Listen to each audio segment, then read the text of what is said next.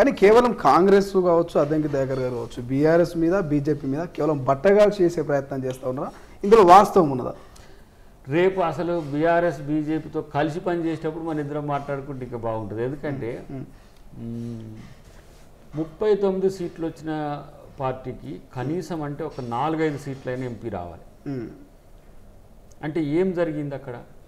జాతీయ స్థాయిలో కేసీఆర్, కేటీఆర్, హరీష్ రావు బాగానే ఆయన బస్ యాత్ర చేసిండు, పాదయాత్ర చేసిరు, అన్ని యాత్రలు చేసిరు కదా, సైలెంట్ ఉండలేదు కదా. బస్ యాత్ర, పాదయాత్ర చేసిండ్రు, అన్ని కొట్లాడుతూనే ఉన్నారు. మరి అందరు శాఖారులే మరి రొయ్యల బుట్ట అడిగిపోయింది.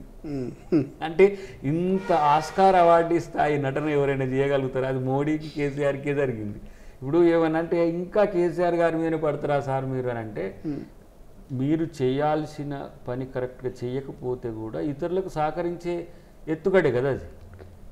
ఇక్కడ జరుగుతున్నది అది. ఎందుకు నేను అంటున్నంటే, ఒక్క సీటు కూడా రాకపోవడం వెనుక ప్రధానమైన లక్ష్యం ఏంటంటే బీజేపీకి సహకరించాలనే ఎత్తుగడ తప్పితే మరొకటి దాంట్లో కనబడదు.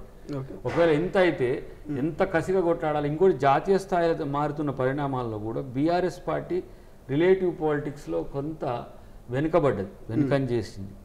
ఆ పరిస్థితిని ఎందుకు పోటీ బిట్వీన్ కాంగ్రెస్ అండ్ బీజేపీ కారణంగా ఓటర్ షిఫ్ట్ అయింది. మాకు వ్యతిరేకంగా పడాల్సిన ఓటు కూడా బీజేపీకి పడింది, బీఆర్ఎస్ ఓటు బీజేపీకి పడింది. దానివల్ల వాళ్ళు 4-8 వచ్చిండ్రు. సో కొంత నేను అనుకున్న అట్లీస్ట్ 11 రీచ్ అవుతామనే ఆలోచన ఉండే. బట్ కొన్ని మాత్రం చాలా బ్యాడ్ ఎక్స్పీరియన్సెస్ ఇచ్చినాయి. చూద్దాం నెక్స్ట్ టైం ఇంకా మంచిగా. హైదరాబాద్ పెర్ఫార్మెన్స్ లేకపోవడం కూడా పెద్ద సమస్య. కానీ ప్రధానంగా మీరు ఒకటే లెక్క 14 పక్క అన్నారు ముఖ్యమంత్రి గారు మొదటి నుంచి, మంత్రులంతా కూడా డబుల్ డిజిట్ అన్నారు, కానీ సింగిల్ డిజిట్కే పరిమితమయ్యారు. అంటే అభ్యర్థుల ఎంపికలో ఏమైనా ఇబ్బంది అయిందా, లేకపోతే ఏమైంది అసలు? అభ్యర్థుల ఎంపిక కంటే సరే బీఆర్ఎస్ డిమాలిషన్ మీద మేము బిల్డప్ కావాలని లేదు. బీఆర్ఎస్ ఓట్ షేర్ అనేది బీజేపీకి షిఫ్ట్ అవ్వడం ఏ కారణం అనే విషయం కూడా పక్కన పెట్టండి. అసలు ఎందుకు అట్ట జరిగిందనే విషయం వాళ్ళు కరెక్ట్గా ఉంటే 14 అనేది పెద్ద సమస్య కాకపో. వాళ్ళు ఏం చేసిండ్రు, వాళ్ళే పైసలు ఇస్తూ కూడా బీజేపీకి ఓటేయమని చెప్పి గ్రౌండ్ లో జరిగిందంటారా నిజంగా ఇట్లా? ఇప్పుడు ఆఫ్ ది రికార్డ్ నువ్వు మన క్యాండిడేట్లను, నీకు తెలిసిన క్యాండిడేట్లను నువ్వు అడగరా? లేదు ఓటర్ని ఎవరైనా తెలుస్తుంది కదా, ఇప్పుడైతే చెప్పొచ్చు కదా, అప్పుడంటే చెప్పలేరు. కానీ అది చాలా మేర. అరే 4 లక్షల ఓట్లు పడ్డ జిల్లా 1 లక్ష ఓట్లు వచ్చినాయి అంటే 3 లక్షల ఓట్లు ఎటు పోయినాయి? మీన్స్ ఇవన్నీ కూడా ఇప్పుడు మీరు 2023 అసెంబ్లీ ఎన్నికల్లో ఆయా జిల్లాల్లో లేకపోతే ఆయా ఎంపీ నియోజకవర్గాల వారికి డేటా ఉంది. 2024లో పడ్డ ఓట్ డేటా ఉంది. నేనెందుకు చెప్పాలి? కంపేర్ చేసుకోరా? అంటే బీజేపీకి షిఫ్ట్ ఇంత మేజర్గా ఎట్లయితే ఈ బీఆర్ఎస్ వాళ్ళే అంటే, బీఆర్ఎస్ వాళ్ళే కాదు ప్రజలే, ఎవరితో ఉండేదైనా ప్రజలే. మేము ఒకరోజు మాకు ఎంత 20%, 22% ఓట్లు, ఈరోజు 40% దాటినాయి. షిఫ్ట్ అయితే ఏంటంటే వీళ్ళ పనితనం ఏందో చూద్దామని.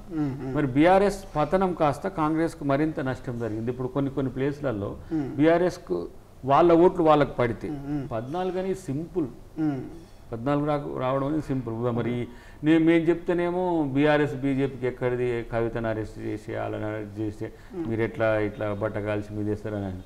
మరి ఎందుకు బీఆర్ఎస్ ఇంత 39 మొన్న వచ్చి ఒక్క సీట్ రాలేదనే ఆ విషయం మీద మీరు కొంత విశ్లేషణ చేయండి, మీకు తెలుస్తుంది. బట్ అయినప్పటికీ కూడా కంఫర్ట్ ఆఫ్ కోర్స్ 3 సీట్ల నుంచి అప్పుడు కూడా ఒక్క సీట్ వచ్చింది బీజేపీకి, 4 ఎంపీలు వచ్చినాయి. జాతీయ స్థాయిలో మోడీని చూసిండ్రు అప్పుడు. ఆ లెక్కన చూస్తే ఇప్పుడు వాళ్ళకు మరిన్ని పెరగాలి. ఏది వాళ్ళు 12, 13 అన్నారు, వాళ్ళు కూడా మేమెంత అంటే వాళ్ళంతా అన్నారు. కాబట్టి తూకిత్తా బోలేతో ఈక్వల్ వచ్చినాయి, ప్రజలు కూడా సమానంగా చూసిండ్రు. సో ఇంకా మేము పెర్ఫార్మెన్స్ పెంచాల్సింది ఉండే. బట్ క్యాండిడేచర్లో కొన్ని ఏమంటాము చేంజెస్ అయినాయి, కానీ అవి అకార్డింగ్ టు డేటానే. మీన్స్ గెలుపు అవకాశాలు ఇట్లాంటి కొంతమంది ఏంటంటే బీఆర్ఎస్ నుంచి వస్తే కూడా కాదనలేని స్థితిలో ఉండే క్యాండిడేట్లు వదిలేసి వచ్చింది. ఇప్పుడు కావ్య అట్లనే వచ్చింది, రంజిత్ రెడ్డి గారు అట్లనే వచ్చింది. అసలు అక్కడ మన ఎంపీ క్యాండిడేటే వచ్చిండు, దయాకర్ గారు వచ్చిండ్రు.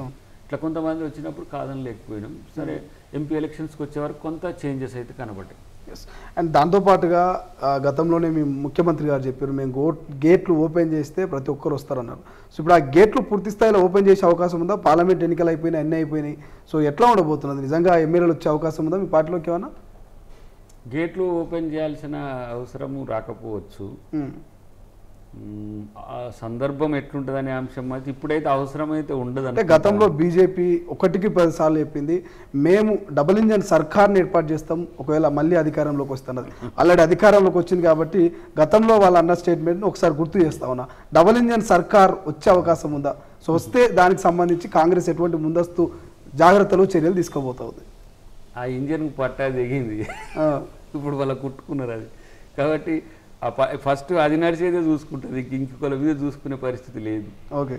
సో సింగిల్ ఇంజిన్ ఇప్పుడు ఆ ఇంజన్ కరెక్ట్గా లేకుండా పోయింది, ఎందుకంటే వాళ్ళనే ప్రజలు కాటు పెట్టిండ్రు. ఓకే. ఆ పరిస్థితిలో ఇంకా నేను ఇట్లా చేస్తా అంటే దానికి అవకాశం ఉంటుందని అయితే నేను అనుకోను. డబుల్ ఇంజన్ సర్కార్ అయినా సింగిల్ ఇంజన్ సర్కార్ అయినా ఇక్కడ ప్రభుత్వానికి డోకా ఉండదని మొదటి నుంచి చెప్తూనే ఉన్నాం. ఓకే. ఆ పరిస్థితి వచ్చి ఏదైనా అవకాశాలతో బీజేపీ బీఆర్ఎస్ చేస్తే ఆ ఆపరేషన్ చేయడానికి కాంగ్రెస్ పార్టీ కూడా పెద్ద సమస్య కాదని కూడా చెప్పిన పవర్లో మేము ఉండి వాళ్ళు పవర్లో ఉండొచ్చు, బీజేపీ గవర్నమెంట్ ఉండొచ్చు. కానీ ఇప్పుడు ఒక రకంగా నేను చెప్పాలంటే అది అతుకుల బొంతగా మారిపోయింది. నిర్ణయము ఏకపక్షంగా తీసుకోవడానికి అవకాశం లేని స్థితికి నెట్టబడ్డది. దాంట్లో ఉన్న ఎవరు మిత్రపక్షాలు కూడా వాళ్ళు డెమోక్రటిక్గా ఉండడానికి ప్రయత్నం చేసే వాళ్ళు ఉన్నారు. అఫ్కోర్స్ నితీష్ కుమార్ గారు కావచ్చు, చంద్రబాబు గారు కావచ్చు, ఇంకా కొంతమంది మిత్రులు ఇష్టానుసారంగా మోడీ గారు వ్యవహరిస్తా అంటే కూడా అది అయ్యే పని కాదు అని చెప్పే పరిస్థితి కూడా ఉంటుంది. కాబట్టి కొంత ఇప్పుడు సమస్య ఉండదని నేను అనుకుంటున్నాను. పోనీ డబుల్ ఇంజన్ సర్కార్ అని వాళ్ళు అనుకుంటే కూడా ఇంకా యువతల నుంచి వచ్చేటోళ్ళు లేరు కదా. వాళ్ళు ఎంత 39-8. మాకు టెక్నికల్గా మేము చూస్తే ఇప్పుడు చూడండి, అప్పుడప్పుడు మాకు సందర్భానుసారంగా మాకు అవకాశం ఏంటి మా వైపు ఉండడానికి ఎంఐఎం కూడా సిద్ధపడింది. రేవంత్ గారి సర్కార్కి ఇలాంటి సమస్య రాకుండా చూస్తామని చెప్పేసి ఎంఐఎం కూడా అనే పరిస్థితి వచ్చినప్పుడు ఇప్పుడు 65+1 66+8 దాటి పోయింది కాబట్టి అవకాశం ఉండదు. ఇంకేమన్నా వస్తే మీరు అన్నట్టు బీఆర్ఎస్ నుంచి ఏమన్నా వస్తే తీసుకుంటారా అంటే ఇక అది పరిస్థితులు ఎట్లా ఉంటాయో చూడాల్సిన అవసరం అయితే ఉంటుంది. అసలైన తొలి వెలుగు. ఫాలో వాట్సాప్ @తొలి వెలుగు official.